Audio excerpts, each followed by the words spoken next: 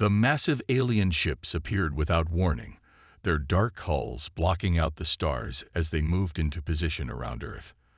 On the surface, military bases worldwide erupted into action. At the North American Defense Command, General Jack Thompson stared at the massive holographic display, watching as more and more red dots appeared, representing the alien vessels. "How many?" he asked, his voice steady despite the situation. "Over 300 ships, sir. Largest ones are about 5 miles long," reported Captain Mike Wilson, his fingers flying over the control panel. "They're positioning themselves in a standard orbital blockade pattern." The general nodded, years of training keeping his face neutral even as his mind raced through possible scenarios. None of them looked good. Earth's orbital defense platforms, sophisticated as they were, wouldn't stand a chance against a fleet this size. The first transmission came 3 hours after their arrival. The alien message was broadcast worldwide in perfect English, their translation systems obviously advanced. "People of Earth," the alien voice boomed through every communication device. "I am High Commander Reed of the Stellar Dominion. Your planet has been chosen for integration into our empire. Surrender now, and we will be merciful. Resist, and we will not show restraint." In underground bunkers across the world, military leaders and politicians gathered to discuss their options. The United Earth Defense Council convened an emergency session. The choice seemed simple: surrender or fight. General Thompson sat in the council chamber, listening to the arguments. Some wanted immediate surrender, hoping to save lives. Others demanded resistance at any cost. When his turn came to speak, he stood slowly. "We've trained for this," he said simply. "Not aliens specifically, but invasion. Every military on Earth has contingency plans. We may not win in space, but the ground." He smiled grimly.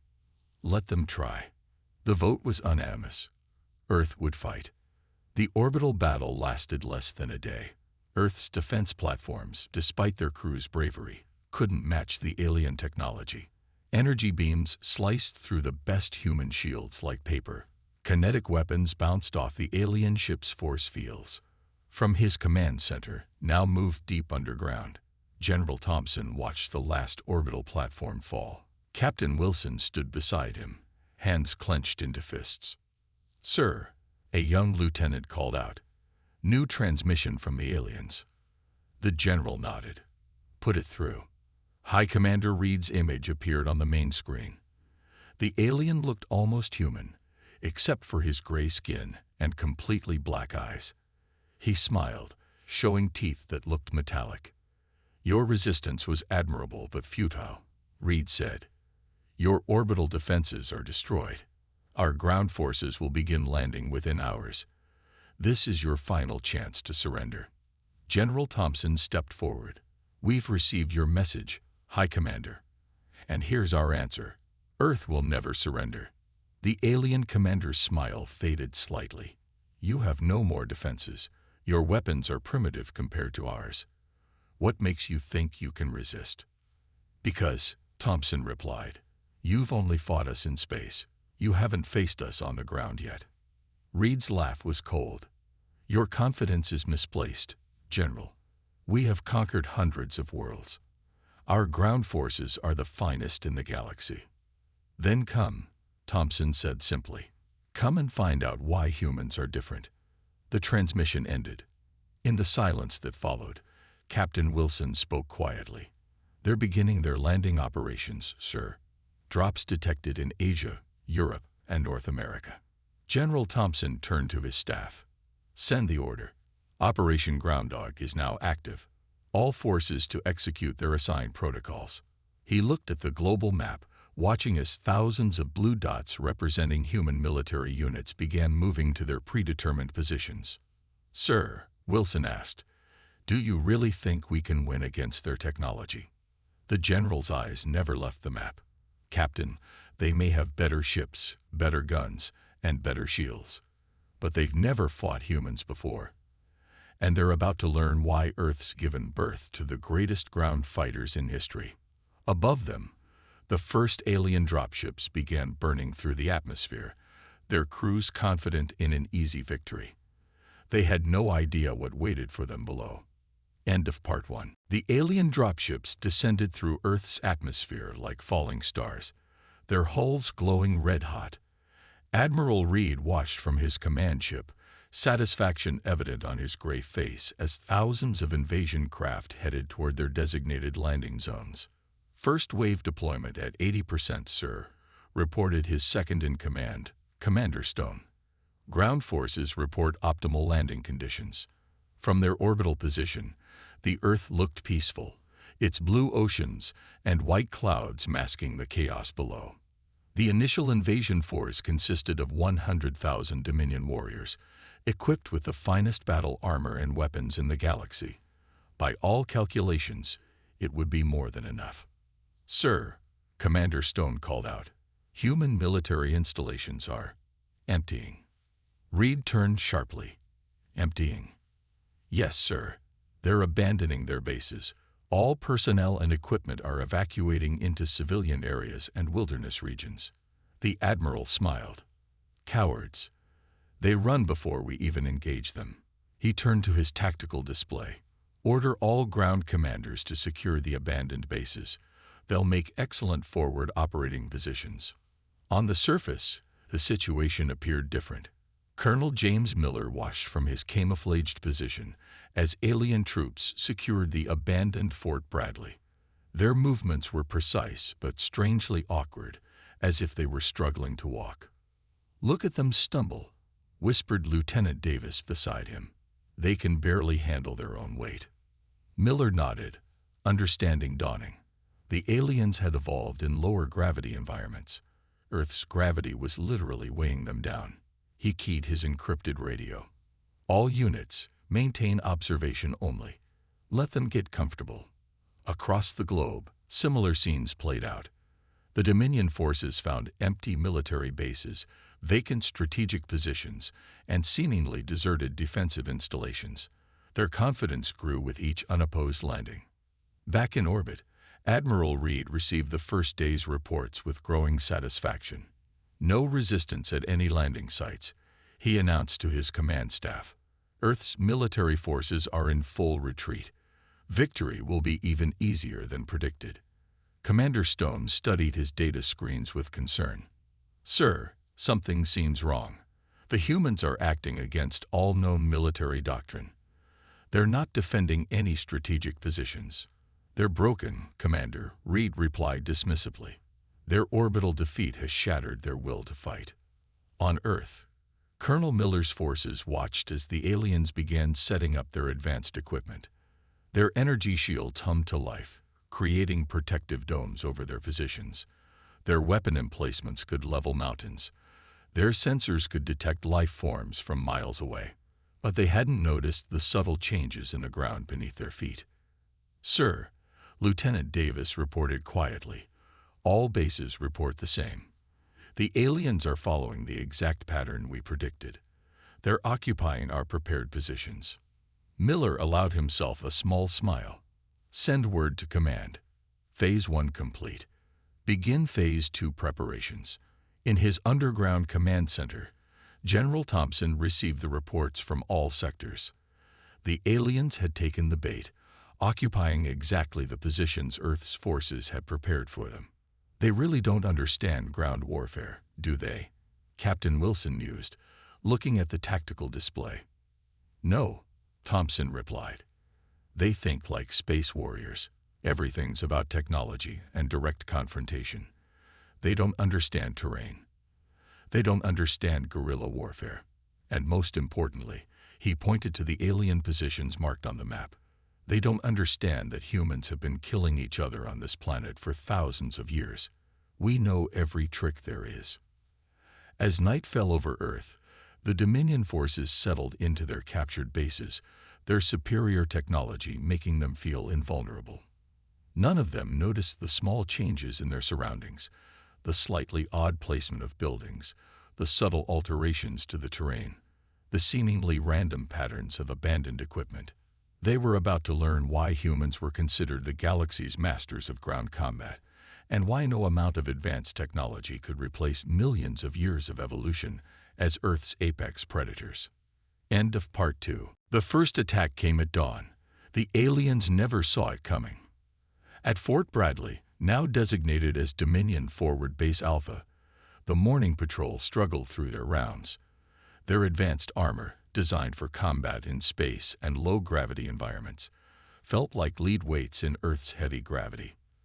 The first sign that something was wrong came when the base's eastern shield generator exploded, not from an energy weapon or an orbital strike, but from something far more primitive, carefully placed explosive charges that had been buried months before. Impossible, the base commander shouted as alarms blared. Our sensors detected no explosives.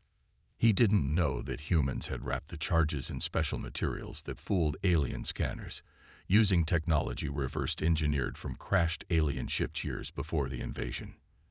The shield fell, and that's when the real attack began. Simple projectile weapons, rifles, machine guns, and mortars opened up from hidden positions in the surrounding forest. The aliens had never considered such primitive weapons a threat. Their personal shields were designed to stop energy weapons and plasma bolts, not solid bullets. Colonel Miller watched through his binoculars as chaos erupted in the alien base. All units, commence firing, he ordered calmly. Remember your training. Aim for their joints and faceplates. The aliens' advanced armor proved useless against Earth's primitive weapons. Bullets tore through shield generators designed to stop energy weapons. High-caliber rounds punched through armor joints. Mortars rained down on positions the aliens thought were safe. They're finally responding, Lieutenant Davis reported. Enemy forces moving to defensive positions. Miller nodded. Right on schedule. Begin Phase 2. The aliens, finally organizing themselves, began returning fire.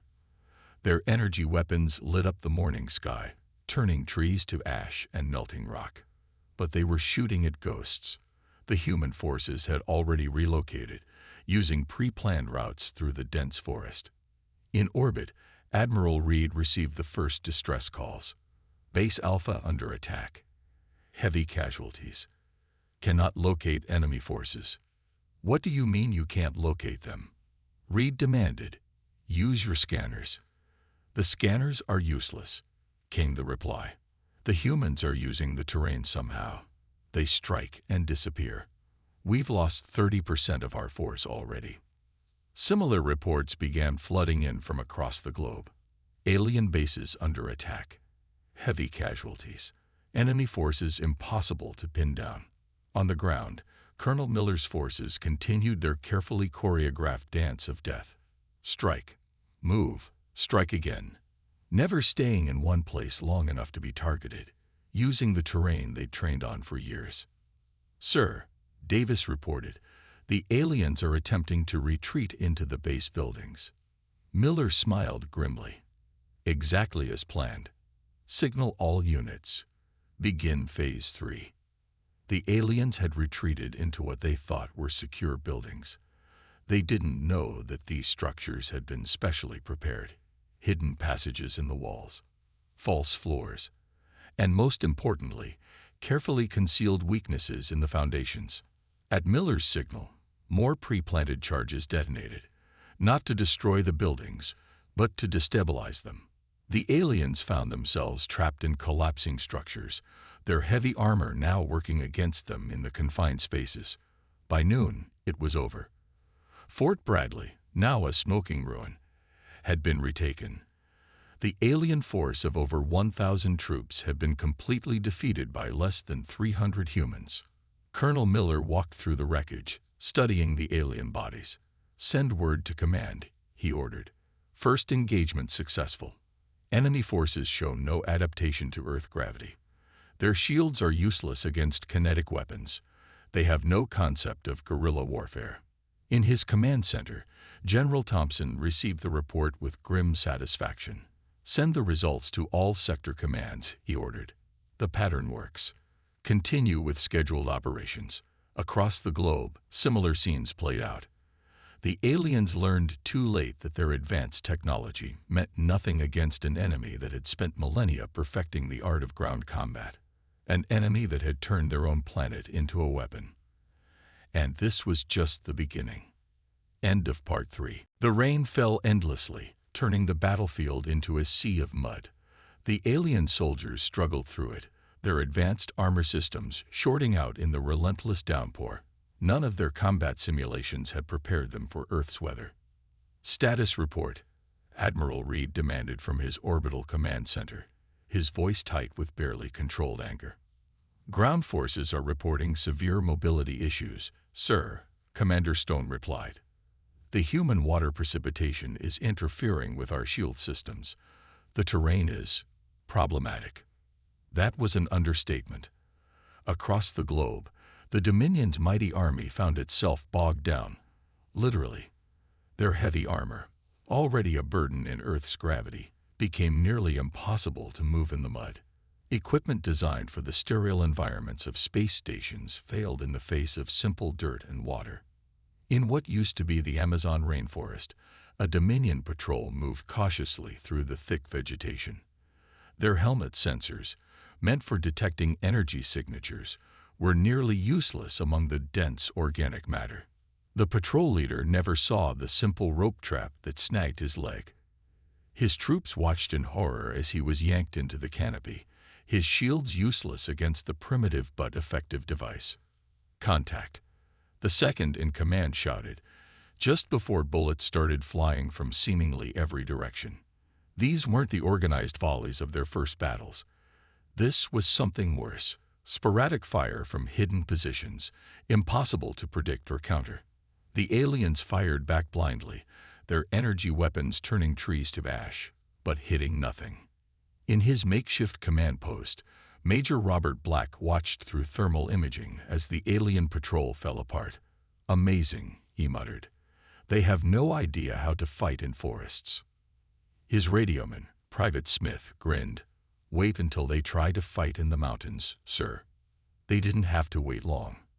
In the Hindu Kush, Dominion forces learned harsh lessons about altitude and rough terrain. Their breathing apparatus, calibrated for standard atmospheric pressure, struggled at high elevations. Their targeting systems couldn't compensate for the steep angles and unpredictable wind patterns.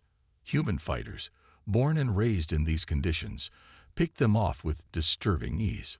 In orbit, Admiral Reed's command staff watched in growing horror as casualty reports flooded in.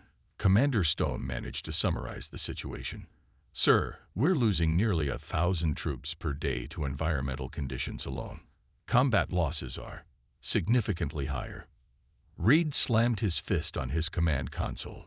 How? How are they doing this? We have superior technology in every way. The answer came from an unexpected source. A junior science officer spoke up hesitantly. Sir, I've been studying human historical records. They've been fighting on this planet for their entire existence. Every terrain type, every weather condition. They've adapted to fight in all of them.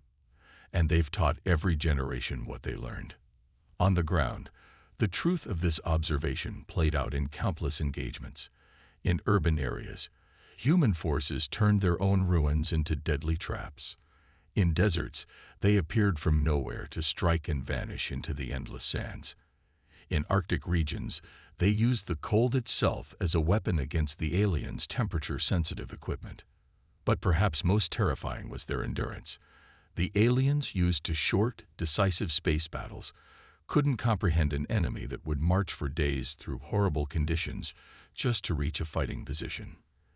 They never stop. An alien survivor reported from a failed Arctic mission. We drove them back 6 times. They kept coming. Through snowstorms that should have killed them. They just kept coming. Major Black, receiving reports from around the globe, nodded in satisfaction. Send word to command, he ordered. The enemy is breaking. They don't understand that this planet itself is our greatest weapon. The aliens had come expecting a primitive species relying on outdated weapons. Instead, they found an enemy that had turned their entire world into one vast battlefield, where every tree could hide a sniper, every hill could conceal an ambush, and every rainstorm could disable their precious technology. And the humans were just getting started. End of Part 4. Admiral Reed stared at the holographic display, his gray skin paling as he absorbed the latest casualty reports. In just 3 weeks of ground combat, the Dominion had lost over 60% of its invasion force. "This is impossible," he whispered, scrolling through the data.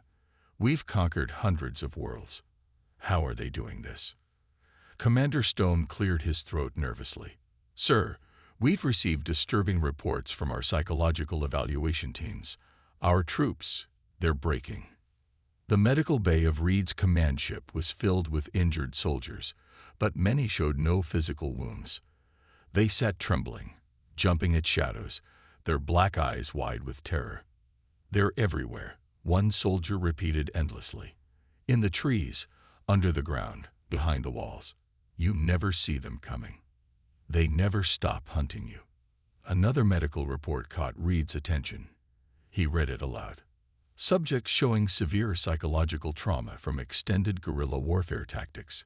Human ability to track and hunt prey exceeds all known species capabilities. On Earth, a Dominion science team had finally made a breakthrough in understanding their enemy. Dr. White, their lead xenobiologist, rushed to send his findings to the fleet.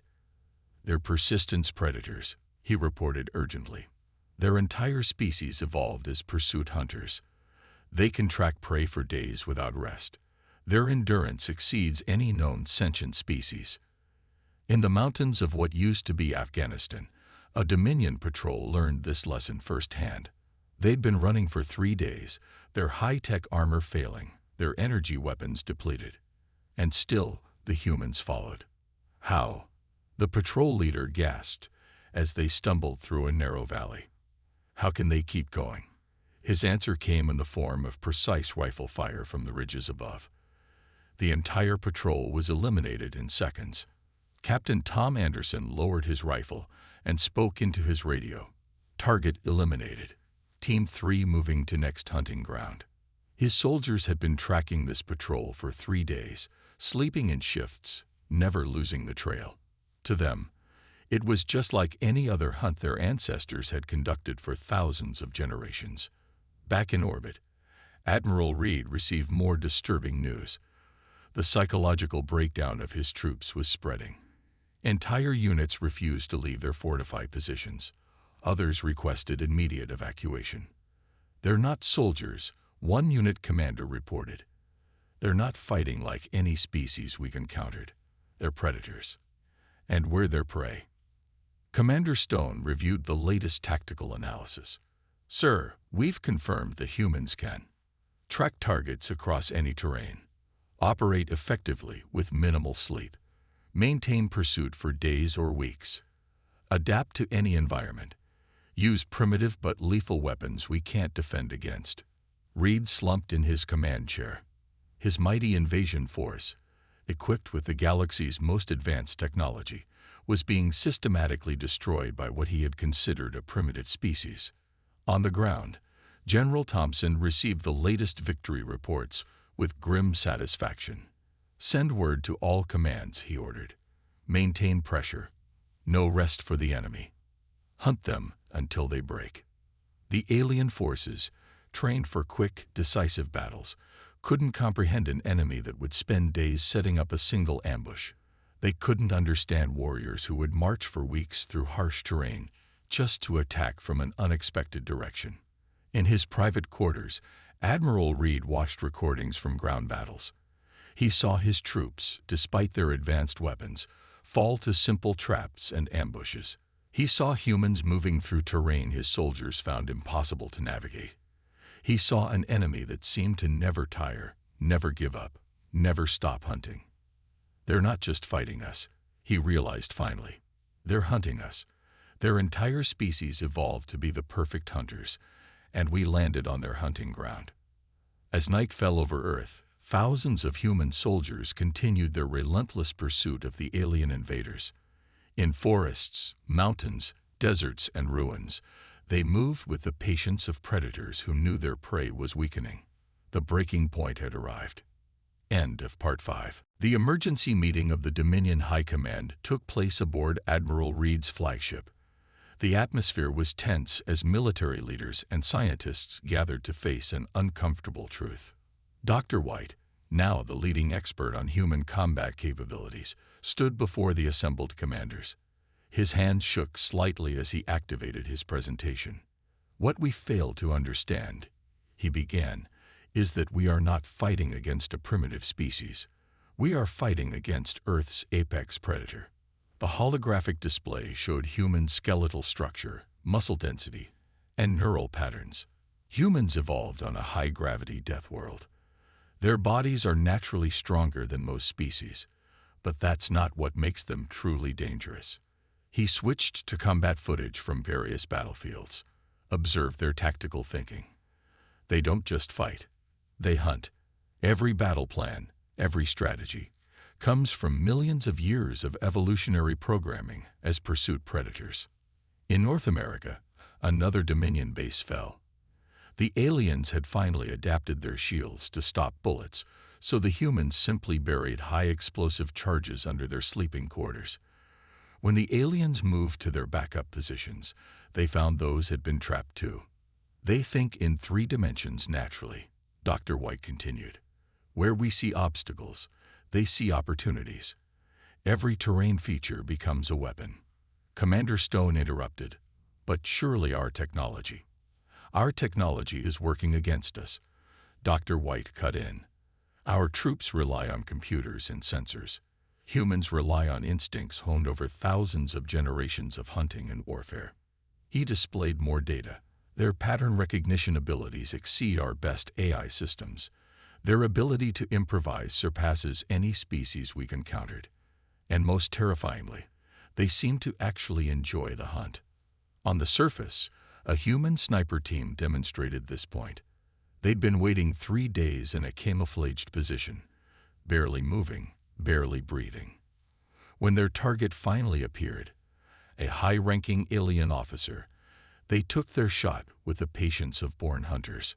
"Here's what we've learned about humans," Dr. White concluded. "They can track prey through any environment. Their endurance allows them to outlast any quarry. They can throw projectiles with lethal accuracy, a rare trait in the galaxy. Their minds are naturally wired for strategic hunting. They see combat as a form of hunting. They pass combat knowledge down through generations. They actually become more effective as battles get longer." Admiral Reed listened silently, his earlier arrogance replaced by grim understanding. "What are you saying, Doctor?" "I'm saying," Dr. White replied, "that when we invaded Earth, we didn't invade a planet. We walked into the territory of the galaxy's most efficient predator species, and they're treating us exactly like prey." In his underground command center, General Thompson reviewed the latest reports. The aliens were finally learning, but too late. Their casualties were staggering, their morale broken.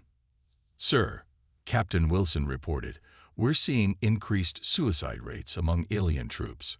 Their psychological warfare specialists say they can't handle the constant stress of being hunted." Thompson nodded. He'd expected this. The aliens were used to fighting enemies. They weren't used to being prey. Back on the flagship, Dr. White delivered his final assessment. "We cannot win a ground war on Earth. It's not just their military we're fighting. It's their evolutionary history. Every human is born with the instincts of a hunter. We cannot overcome millions of years of evolution." Admiral Reed looked out at Earth, seeing it with new eyes. Not as a primitive world to be conquered, but as the hunting ground of a species that had evolved to be the perfect predator. "How," he asked quietly, "did we not know this before?" "Because," Dr. White replied, "we never fought them on their own territory before. Space combat is our domain. But ground combat, that's where humans evolved to excel. That's their natural environment. And we just learned why no species in the galaxy fights humans on the ground." The revelation was complete. The mighty Stellar Dominion, with all its advanced technology, had made a fatal error. They had invaded the home territory of a predator species, and they were paying the price. End of Part 6. At exactly 600 Earth time, all Dominion forces received the same order. Immediate evacuation. Abandon all non-essential equipment. Emergency Protocol 7 is now active. Admiral Reed watched from orbit as his remaining ground forces scrambled to reach their evacuation ships. Many didn't make it. Human forces, sensing their prey was trying to escape, intensified their attacks.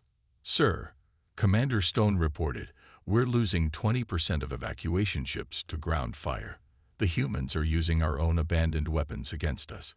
In his command center, General Thompson received the news of the alien retreat with cautious satisfaction. "Maintain pressure," he ordered. "Don't let them regroup."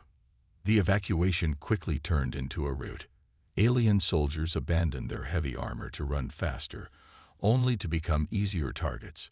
Some tried to surrender, having heard rumors that humans sometimes showed mercy to defeated enemies. They were right. Despite their fearsome reputation as hunters, humans proved capable of compassion. Prisoner camps were set up, and captured aliens were treated according to Earth's military conventions.